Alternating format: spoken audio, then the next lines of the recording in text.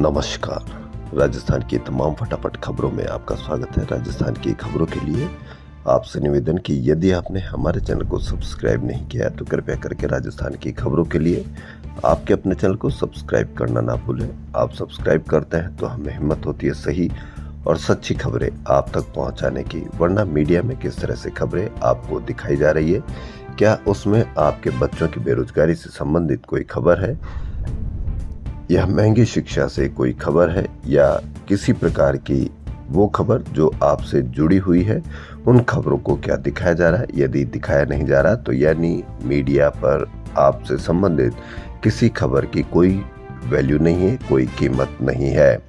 इसलिए आप ये ध्यान रखें कि क्या आप उन खबरों को बढ़ावा दें जिनसे आपको ऐसा महसूस हो कि ये आपकी खबर है। वरना इसी तरह से यदि मीडिया दिखाता रहा तो आपकी खबर तुरंत नदारद है। तो क्या है आज की बड़ी खबरें। राजस्थान में 8वीं जनगणना 2027 की प्रक्रिया मंगलवार से शुरू हो गई है। 84 साल बाद एक बार फिर जातीय जनगणना कराई जाएगी। राहुल गांधी का बड़ा यह एक मुद्दा था कि जातीय जनगणना करा के रहेंगे, जिसकी जितनी भागीदारी उसकी उतनी हिस्सेदारी। जी हाँ, बड़ी खबर थी और उससे सरकार दबाव में आई और जातीय जनगणना कराने को लेकर तैयार हुई। हालांकि इसका डेटा सार्वजनिक नहीं किया गया था जो 1941 में हुई थी। जनगणना के पहले चरण में मकानों की गिनती होगी, दूसरे चरण में लोगों की गणना होगी जो प्रदेश में रह रहा है, वह देशी हो या विदेशी, बेघर भी जनगणना में शामिल होंगे। जनगणना कार्य निदेशालय के निदेशक विष्णु चरण मलिक ने मंगलवार को यह जानकारी दी। इस दौरान सांख्यिकी विभाग के प्रमुख सचिव भवानी सिंह देथा और सांख्यिकी निदेशक दिनेश सिंघवी भी मौजूद थे। उन्होंने बताया कि पहली बार डिजिटल जनगणना होगी। एसआईआर बिहार के बाद अब राजस्थान में भी होने की उम्मीद है और राजस्थान में भी इसके लिए तैयारी की जा चुकी है। वहीं एसआईआर बिहार के लिए सुप्रीम कोर्ट ने कहा था कि मृत व्यक्ति जो जीवित है उनके नाम मृत व्यक्ति में शामिल करके उनके नाम काट दिए गए हैं। तो योगेंद्र यादव ने मृत बताए वोटर्स को कोर्ट में पेश किया। जज ने उनके तर्क को शानदार बताया। अब देखना यह है कि सुप्रीम कोर्ट क्या करेगा। वहीं आधार और राशन कार्ड नागरिकता के निर्णायक सबूत नहीं है। निर्वाचन आयोग के फैसले को सही ठहराते हुए यह कहा है। वित्त विभाग ने आरजीएचएस की प्रोजेक्ट डायरेक्टर शिप्रा विक्रम को एपीओ कर दिया। इस संबंध में संयुक्त शासन सचिव थनलाल शेरावत ने आदेश जारी किए। शिप्रा विक्रम 2021 यानी योजना की शुरुआत से ही प्रोजेक्ट डायरेक्टर थी। उनके रहते योजना में भ्रष्टाचार हुआ। भास्कर ने मई और जून में इसका भंडाफोड़ करते हुए सिलसिलेवार खुलासा किया। राहुल गांधी के वोट चोरी के आरोप को लेकर पूरा जबरदस्त कांग्रेस महकमा, कांग्रेस पार्टी पूरे जोश में है।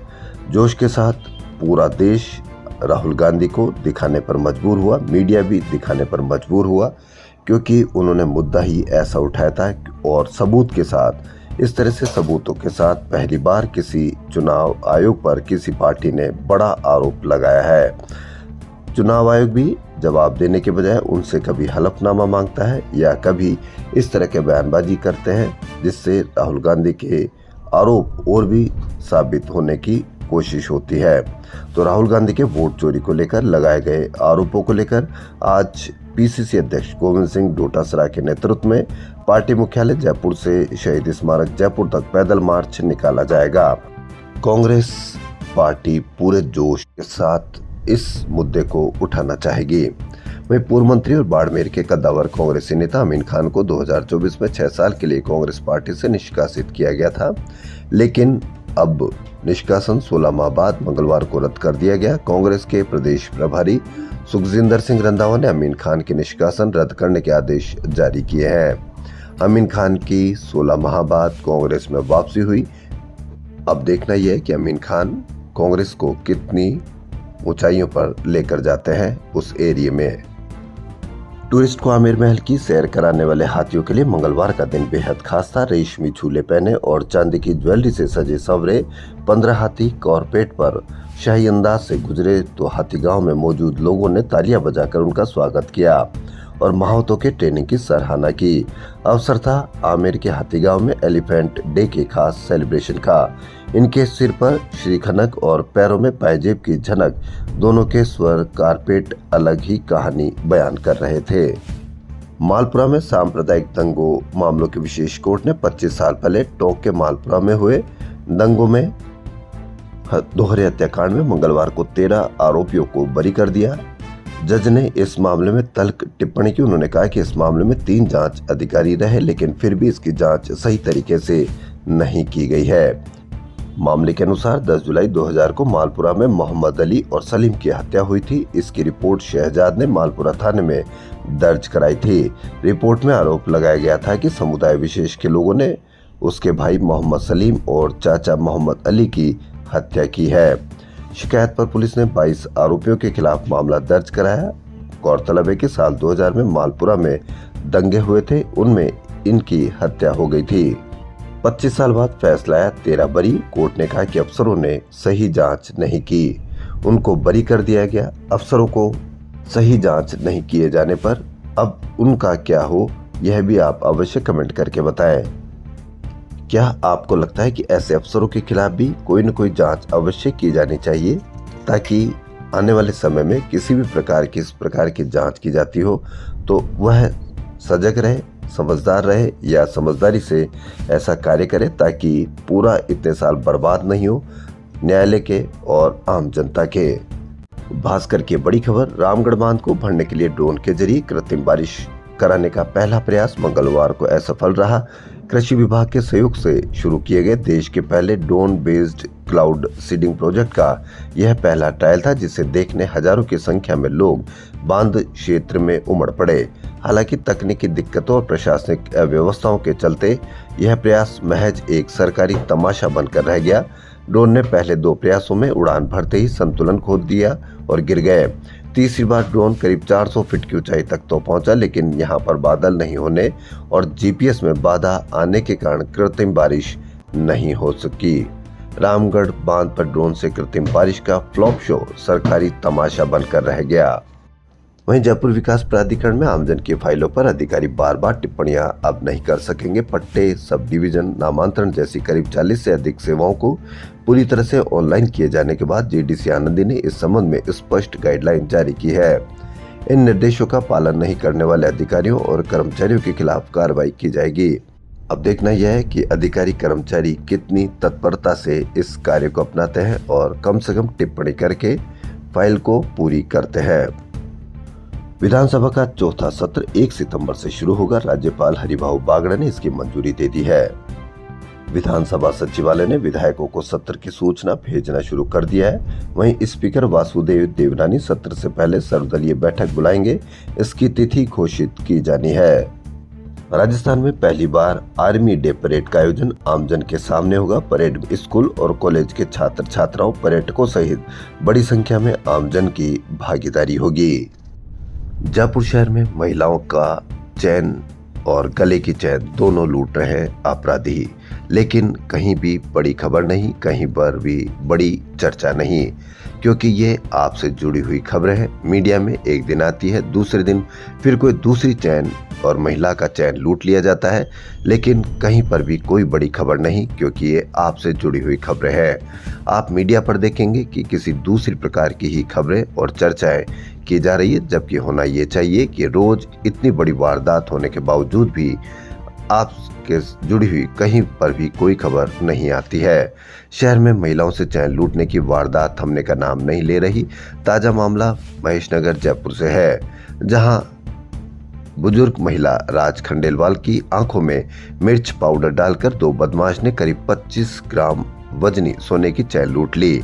महिलाओं ने चैन नहीं छोड़ी तो बदमाशों ने उसके चेहरे पर मुक्के मारे और धक्का देकर जमीन पर गिरा दिया।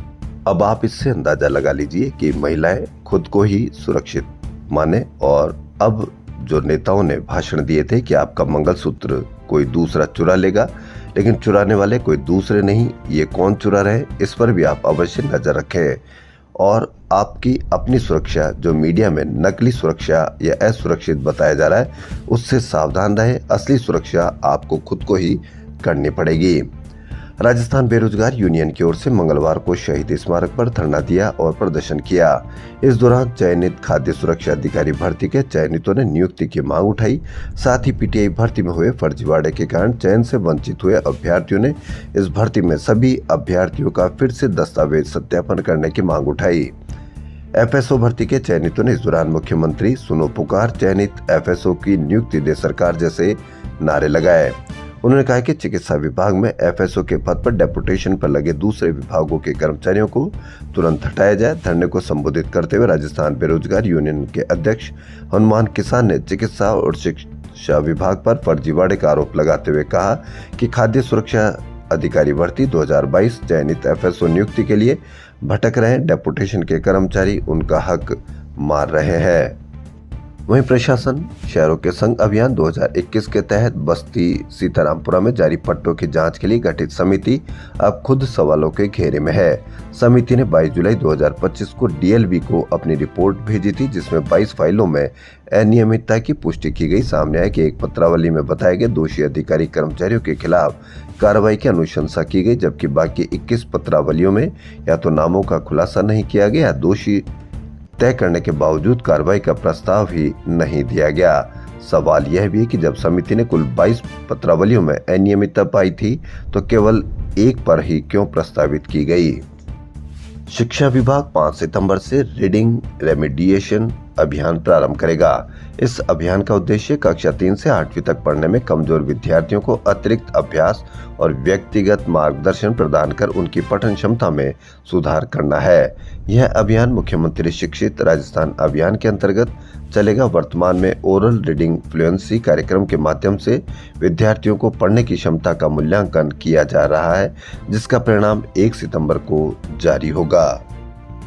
जयपुर के सीकर रोड स्थित निंदड़ योजना में काश्तकारों की मांगों को लेकर यूडीएच मंत्री झाबर सिंह खर्रा और जेडीसी आनंदी जोन उपायुक्त राकेश कुमार मीना की मौजूदगी में प्रभावित काश्तकारों के साथ मीटिंग आयोजित की गई। इस दौरान मीटिंग में काश्तकारों की 15 प्रमुख मांगों पर विस्तार से चर्चा की गई। इनमें से 7 बिंदुओं पर जयपुर विकास प्राधिकरण के स्तर पर पहले से सहमति मिल चुकी है। वहीं 8 मांगों पर राज्य सरकार के स्तर पर फैसला लिया जाना है। निंदड़ बचाओ किसान संघर्ष समिति के अध्यक्ष प्रभाती लाल शर्मा ने बताया कि यूडीएच मंत्री से वार्ता में एक मांग पर विस्तृत चर्चा की गई। यूडीएच मंत्री झाबर सिंह खर्रा ने जेडी अधिकारियों से चर्चा की। इसके बाद उन्होंने यूडीएच अधिकारियों से साथ भी बातचीत कर किसानों की मांगों का उचित समाधान का आश्वासन भी दिया। अगले महीने की 1 तारीख से सितंबर पोलो सीजन शुरू होगा। 42 दिन के इस सत्र में 7 टूर्नामेंट खेले जाएंगे। इस बार नियमों में भी कुछ बदलाव किए गए हैं। राजस्थान में ग्रेनाइट उद्योग पर अब संकट के बादल मंडराने लगे हैं। यहाँ से नेपाल जाने वाले तैयार माल के स्थान पर अब रफ कच्चा माल निर्यात होने से करीब 1000 ग्रेनाइट फिनिशिंग वर्क प्लांट बंद पड़े हैं। ग्रेनाइट उद्योग से जुड़े कारोबारियों और श्रमिकों के रोजगार पर भी संकट गहरा गया है। सोमवार को जालोर ग्रेनाइट व्यापार संघ के पदाधिकारियों ने मुख्यमंत्री भजनलाल शर्मा को ज्ञापन सौंपा है। संघ के अध्यक्ष अनिल टाक ने बताया कि 2 साल पहले तक राजस्थान से तैयार ग्रेनाइट नेपाल निर्यात किया जाता था, जिसमें खान से ग्रेनाइट निकालने के बाद मशीनों पर फिनिशिंग होती थी। तैयार माल पर जीएसटी का भुगतान होता था। तैयार माल के स्थान पर कच्चा माल नेपाल निर्यात करना शुरू कर दिया, जिसके कारण ग्रेनाइट फिनिशिंग उद्योग पर संकट के बादल गहरा गए हैं। इससे किसी को भी कहीं कोई फर्क नहीं पड़ता, नहीं आपको फर्क पड़ता, क्योंकि आप भी मीडिया के द्वारा बताए गए एजेंडे के तहत ही आप कार्य करते हैं। मीडिया बताएगा उसी पर भी आप रिएक्शन करते हैं, वरना आपकी खुद की समस्याओं पर आप भी चिंतित नहीं है, नहीं आप उस पर चर्चा करते हैं। अखिल राजस्थान राज्य कर्मचारी संयुक्त महासंघ एकीकृत ने कार्मिक विभाग के प्रमुख सचिव को पत्र लिखकर राज्य सेवकों की ओर से अचल संपत्ति विवरण ऑनलाइन करने की अवधि बढ़ाए जाने की मांग की है। इसमें बताया गया है कि समस्त राज्य सेवकों को 25 अप्रैल तक अपना अचल संपत्ति विवरण स्वयं के एसएसओ आईडी से लॉगिन कर राजकार्य सॉफ्टवेयर में आईपीआर मॉड्यूल द्वारा ऑनलाइन भरा जाना था। अब तक 2,25,757 कार्मिकों की ओर से अभी तक भरा जाना है। इसके अभाव में इन कार्मिकों को वार्षिक वेतन वृद्धि का लाभ नहीं मिल पाया है। महासंघ का कहना है कि सरकार विवरण भरने की अवधि को बढ़ाई जाए ताकि वंचित कर्मचारियों को राहत मिल सके।